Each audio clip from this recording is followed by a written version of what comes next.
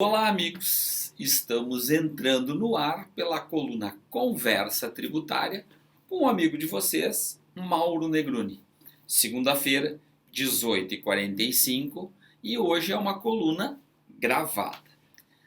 Todos os comentários e todas as sugestões, enfim, todas as informações críticas, todas as manifestações de vocês eu vou responder após a veiculação desta coluna, que vai acontecer numa segunda-feira. Eu não sei exatamente quando ela vai entrar no ar, mas esse conteúdo é gravado, mas é importante. É importante por quê? Porque nós queremos aqui colocar para vocês, porque muita gente questiona, e a cada virada de ano, a cada época que tem uma certa movimentação legal, movimentação por instruções de regulação propriamente, né? Acaba tendo essas dúvidas voltam a surgir. Então, hoje nós vamos falar sobre a NCM. O que é que significa NCM e também quais são os efeitos da NCM na nossa vida de contribuinte, né? Porque aqui a gente fala sobre o âmbito tributário, o âmbito contábil, algumas vezes sobre as questões tributárias, às vezes sobre as questões contábeis, né? Muito bem, então a primeira coisa que nós precisamos saber, o que é NCM? Nomenclatura comum do Mercosul. A NCM é a nomenclatura comum do Mercosul.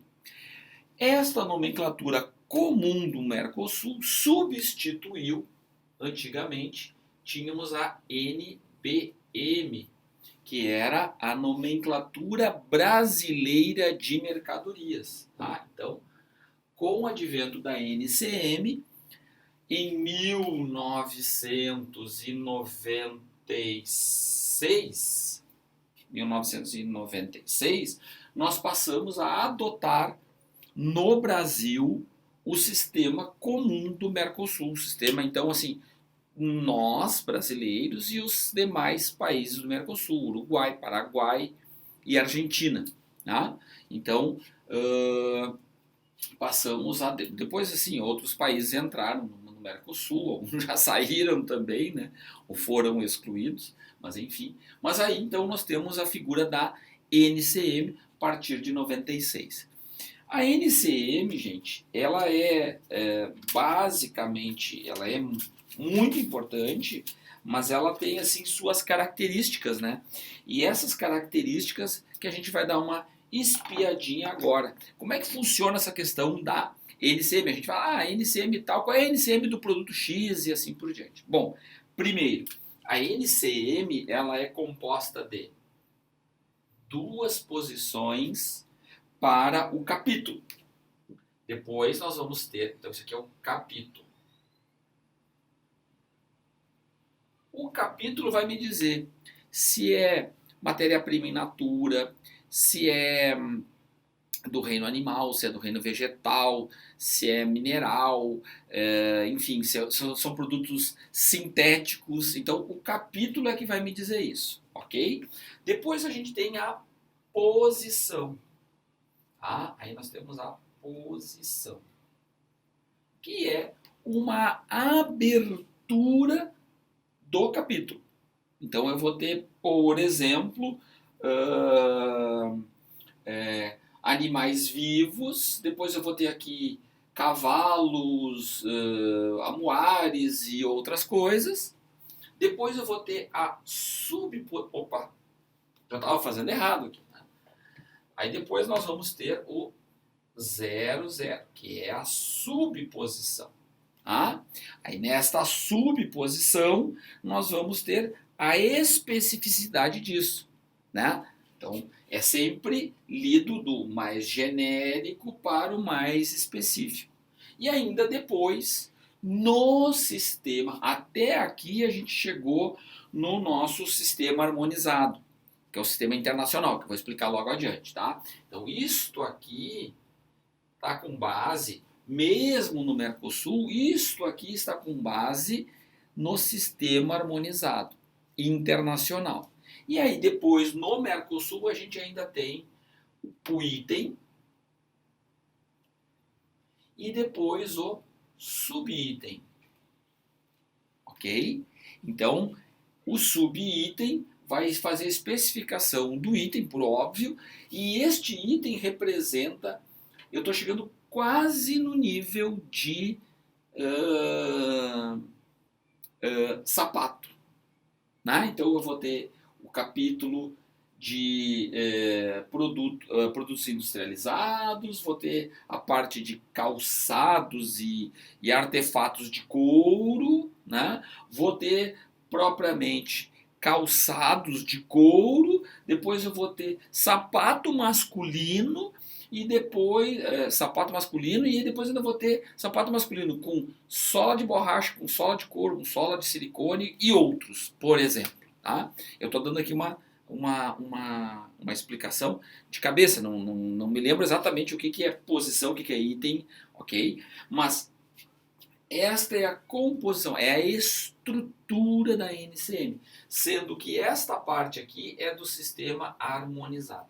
E o sistema harmonizado, gente, ele faz parte de um acordo internacional. O sistema harmonizado ele faz parte de um acordo internacional, onde, para efeitos de comércio exterior, e é por isso que se faz essa associação da NCM com o comércio exterior, agora não mais tanto, né? Mas há um tempo atrás se fazia muito a associação da NCM, que era compulsório a gente saber a NCM, no tempo que a gente fazia a nota manual, a nota A1, né? A nota emitida por computador, mas ela não tinha todos os requintes que nós temos hoje na nota fiscal eletrônica.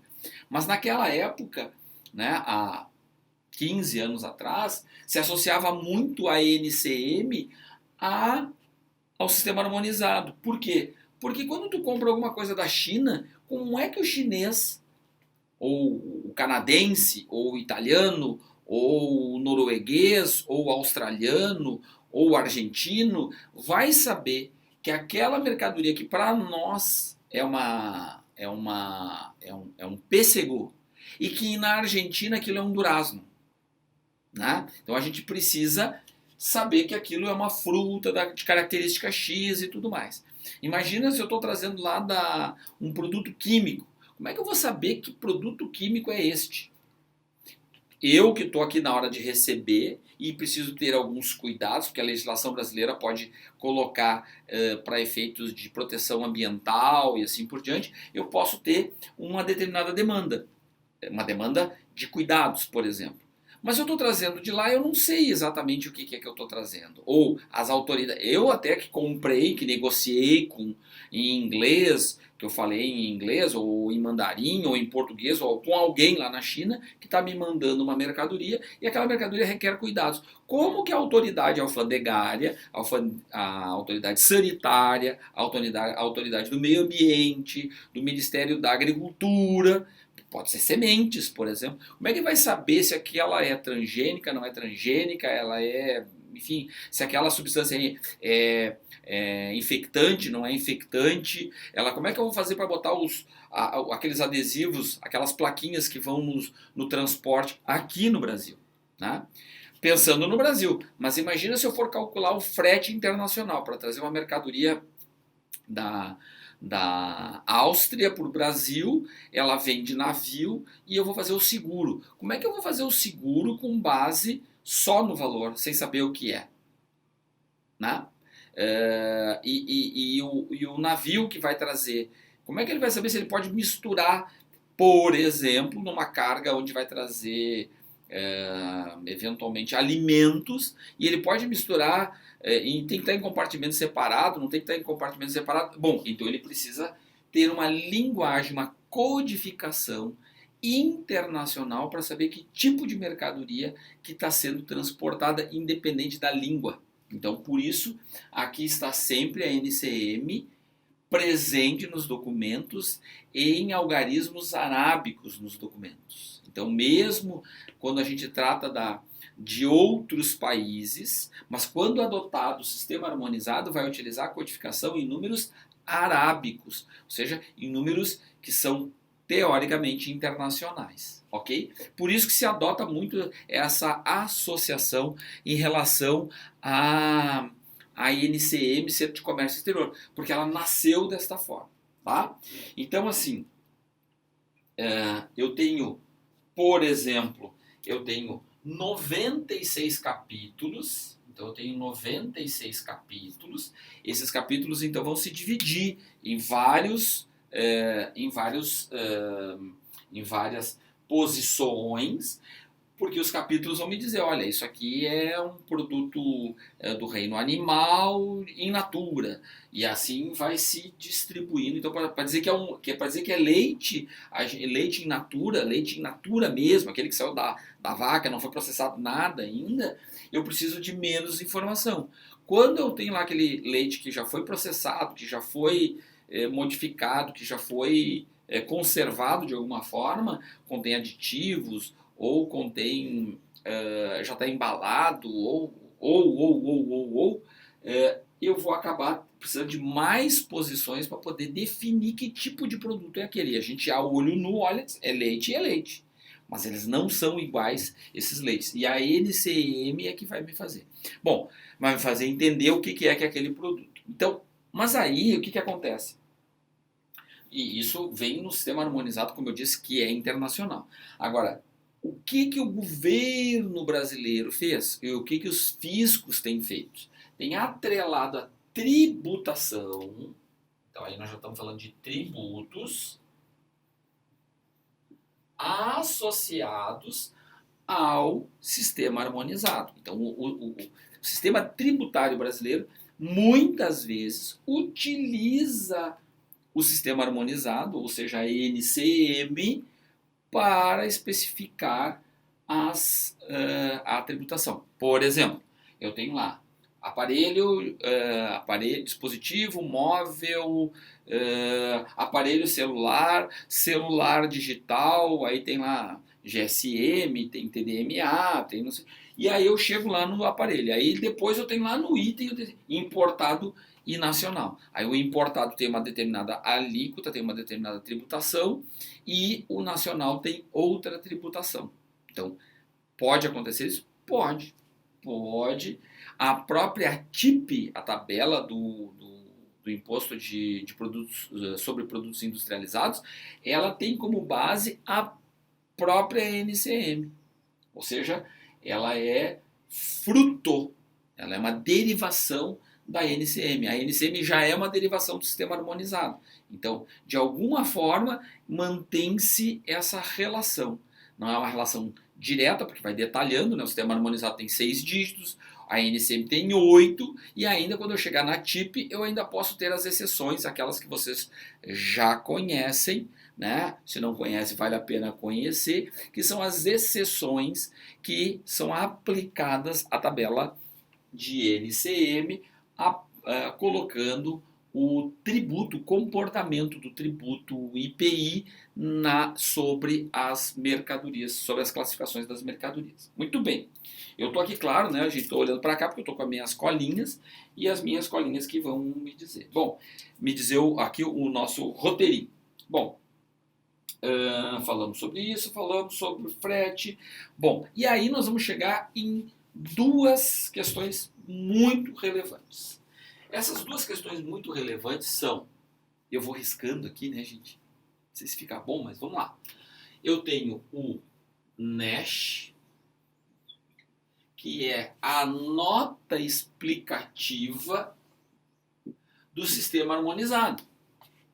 Então, a própria Receita Federal, a própria equipe de aduaneiro, da alfândega aduaneira, ela mesmo já publica notas explicativas de como fazer a interpretação do sistema harmonizado e, portanto, da NCM. Então, assim, eu estou com dúvida se eu tenho que enquadrar um gerador de energia em geradores ou em motores. Por quê? Porque o gerador tem dentro dele um motor e este motor ele pode ser utilizado para gerar energia. Bom, e aí vem essas notas explicativas exatamente e especialmente também no comércio exterior. Tu está fazendo a importação de uma mercadoria, tu declara motor, porque motor tem uma tributação favorecida, por exemplo, e não de gerador. Ah, mas tu está trazendo o gerador ou tu está trazendo o motor? Esse exemplo até não ficou muito bom, mas eu posso ter casos em que eu estou trazendo uma peça com motor ou uma peça sem motor. Estou trazendo um compressor de ar-condicionado. Estou trazendo milhares de compressores de ar-condicionado. Tá, mas tu está trazendo o compressor ou tu está trazendo o motor que vai no compressor? Ah, mas uma coisa está intrínseca à outra. Pois é, mas eu não estou trazendo o motor, estou trazendo o compressor, estou trazendo o conjunto completo. Então, são essas questões e onde enquadrar, porque muitas vezes quem é mais experiente também fica com dúvidas de onde enquadrar. Por quê? Porque aí chega assim, ah, mas se for analógico, se for digital, ah, ok, mas esse cara é um anadigi, ele tem uma parte que é analógica e tem uma parte que é digital, como é que eu faço? Ah, vou enquadrar em outras, porque sempre tem lá o 99 que é o outros, né? Mas, e que risco tributário acaba acontecendo com isso? Então, eu tenho a NESH, que é a nota explicativa da interpretação do fisco, da Receita Federal, da alfândega, em relação à interpretação sobre determinada posição da NCM, né? Da posição, que eu quero dizer, não aqui da posição, né? Porque aqui o nome é posição, mas da classificação que eu estou utilizando. Aliás, antes da NCM, antes da NBM, a gente usava classificação fiscal. Muitos documentos ainda constam lá no DANF, ClassFisc, ou C fiscal, ou coisa desse tipo, né? A classificação fiscal que se utiliza no Brasil, então o conceito de classificação fiscal que se utiliza no Brasil é exatamente a NCM, que é com base, como eu disse, no sistema harmonizado. Bom, então tem NESH. E outra questão que é importante a gente salientar, por exemplo, é o SEST, que é o Código de Especificação da Substituição Tributária. Então, o SEST já é outra história e não tem nada a ver com o sistema harmonizado. Uma pena, mas não tem nada a ver com o sistema harmonizado. Então, o SEST é definido pelo conjunto da Cefaz no âmbito do ENCAD e promoveram a publicação e promovem a publicação e a atualização das tabelas de substituição tributária. Então, ele tem um outro ordenamento e, inclusive, uma outra lógica, né? Por exemplo, vou ter que apagar aqui, tá? Então, este e outro exemplo é assim, ó. Não tem uma relação com a outra. Por quê? Porque pretende atender à substituição tributária. Então, o que acontece? Por exemplo, eu tenho lá peguei até aqui um reservatório de óleo. O NCM e o SEST. Olha só, reservatório. Na NCM 39, 23, 30 e no SEST 01, 004, 004. Não tem nada a ver uma coisa com a outra. Mas a lógica do SEST é diferente. Ele não está com base no sistema harmonizado.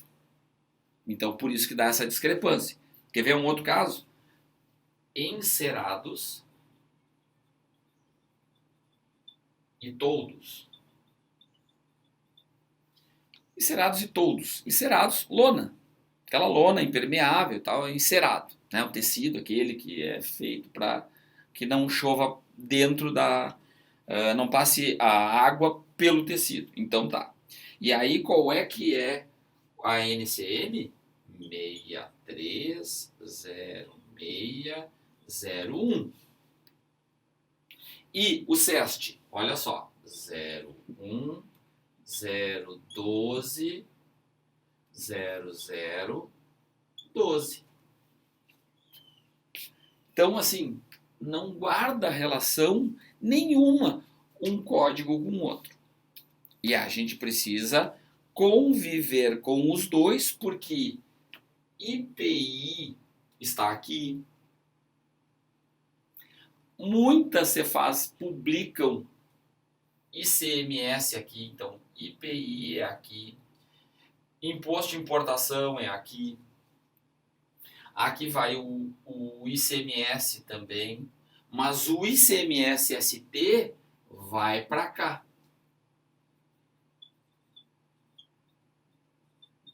Porque aí ele vai condicionar lá. Se é o mesmo produto, então entra com substituição tributária. Então qual é se o produto está sujeito ou não à substituição tributária, ele tem que ter o CEST. É isso que veio lá com o convênio em 2017 para a gente poder ter essa codificação do item segundo a substituição tributária.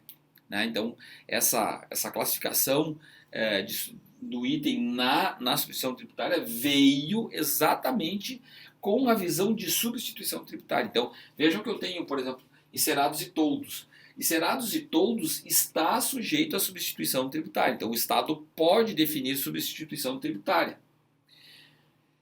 E ele tem lá uma NCM, por óbvio que tem, porque todos os produtos têm NCM. Agora, eu poderia ter um item que não está sujeito à substituição tributária, por exemplo, leite in natura. Leite in natura, ele vai estar aqui leite in natura, vai ter a sua NCM, mas não vai ter CEST, porque não está previsto que eu tenha substituição tributária de leite in natura. Captaram? Essa que é a diferença entre CEST e NCM, e muita gente vem... algumas pessoas vinham perguntando assim, saiu a NCM, a atualização da NCM 2019, o que vai afetar o CEST? Em princípio, nada, mas tem várias tabelinhas na internet que relacionam a NCM com o CEST, assim como eu fiz aqui, a NCM com o CEST, mas de fato um conteúdo não comunica com o outro. Não comunica com o outro, tá? As divisões até podem ser iguais, podem, não quer dizer que sejam, porque tem NCM que se repete com mais de um CEST, mas eu preciso olhar, se eu estou olhando ICMS-ST, eu tenho que olhar para o CEST, não importa o resto. Se eu estou olhando imposto de importação, IPI, ICMS, eu tenho PIS, COFINS, se ele é monofásico, ele não é... eu tenho que olhar para a NCM. Tá? O governo federal não olha para o CEST e os governos estaduais olham para a NCM, mas para efeito de substituição tributária olham só para o CEST. Meus amigos, vamos parar por aqui, né? Porque a gente já sabe que agora vem uma enxurrada de comentários sobre essa questão de ter que seguir dois sistemas, né? E esses dois sistemas vão trazer mais trabalho, portanto, mais custo de gerenciamento da informação. Para isso, existem mecanismos, sistemas, ferramentas que permitem fazer esse tipo de controle. Tá? Claro que ainda tem a questão de enquadramento, pegar um item e enquadrá-lo na melhor NCM, enfim, qual é a NCM que melhor representa o item, que melhor enquadra o item. Tá? Meus amigos, espero poder ter ajudado um pouquinho. Eu desejo para vocês uma semana maravilhosa, cheia de esperanças, cheia de realizações e com muita saúde. Muita saúde mental, muita saúde física e muita saúde emocional. Um beijo para vocês. Contem sempre com comigo aqui para atender as sugestões de vocês, assim como fizeram algumas pessoas que me mandaram uma mensagem perguntando qual é a relação entre NCM e CEST e me sugerindo que explicasse isso aqui para vocês. Então a gente gravou uma coluna, hoje a coluna é gravada, mas assim que ela for para o ar, a gente vai responder as perguntas de vocês. Tá bom? E se eu não responder, entra lá, manda uma mensagem dizendo, olha, eu postei, porque eventualmente tem muitos comentários que a gente não consegue acompanhar, né? Eu e o pessoal aqui da equipe da Decision não consegue acompanhar e acaba fazendo que algumas perguntas fiquem sem resposta, alguns comentários fiquem sem um novo comentário ou alguma orientação que a gente possa dar. Tá bom? Um beijo no coração de vocês. E até a próxima segunda-feira, às 18h45, ao vivo, ou uma coluna gravada como essa. Um abraço para todo mundo e uma excelente semana.